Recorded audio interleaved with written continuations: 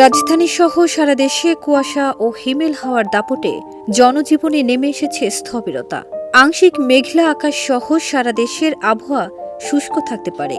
দুপুর পর্যন্ত সারা দেশে মাঝারি থেকে ঘন কুয়াশা পড়তে পারে বলে জানিয়েছে আবহাওয়া অফিস। শুক্রবার ৩ জানুয়ারি সন্ধ্যা ৬টা পর্যন্ত দেয়া আবহাওয়ার পূর্বাভাসে এসব তথ্য জানানো হয়। বিজ্ঞপ্তিতে জানানো হয়, সারা দেশে রাতের তাপমাত্রা সামান্য বৃদ্ধি এবং দিনের তাপমাত্রা ১ থেকে ৩ ডিগ্রি সেলসিয়াস বৃদ্ধি পেতে পারে। ঘন কুয়াশার কারণে সারা দেশের কোথাও কোথাও শীতের অনুভূতি বিরাজমান থাকতে পারে।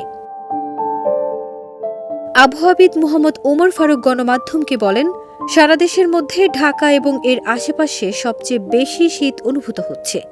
বৃহস্পতিবার ঢাকার সর্বনিম্ন তাপমাত্রা রেকর্ড করা হয়েছে ১৩.৮ ডিগ্রি সেলসিয়াস এবং ঢাকার সর্বোচ্চ তাপমাত্রা রেকর্ড করা হয়েছে ১৬ ডিগ্রি সেলসিয়াস। সর্বোচ্চ এবং সর্বনিম্ন তাপমাত্রার ব্যবধান মাত্র ২.২ ডিগ্রি সেলসিয়াস। এ কারণেই বেশি শীত অনুভূত হচ্ছে। সর্বোচ্চ এবং সর্বনিম্ন তাপমাত্রার ব্যবধান যত কমবে তত বেশি শীত অনুভূত হবে। এদিকে সর্বশেষ ৭২ ঘণ্টার পূর্বাভাসে বলা হয়েছে, উপমহাদেশীয় উচ্চচাপ বলয়ের বর্ধিতাংশ বাংলাদেশের পশ্চিমাংশ ও তৎসংলগ্ন এলাকা পর্যন্ত বিস্তৃত রয়েছে। মৌসুমী স্বাভাবিক লঘুচাপ দক্ষিণ বঙ্গোপসাগরে অবস্থান করছে। এর বর্ধিতাংশ উত্তর পূর্ব বঙ্গোপসাগর পর্যন্ত বিস্তৃত রয়েছে। ফারজানা নিকিতা, দেশ রূপান্তর।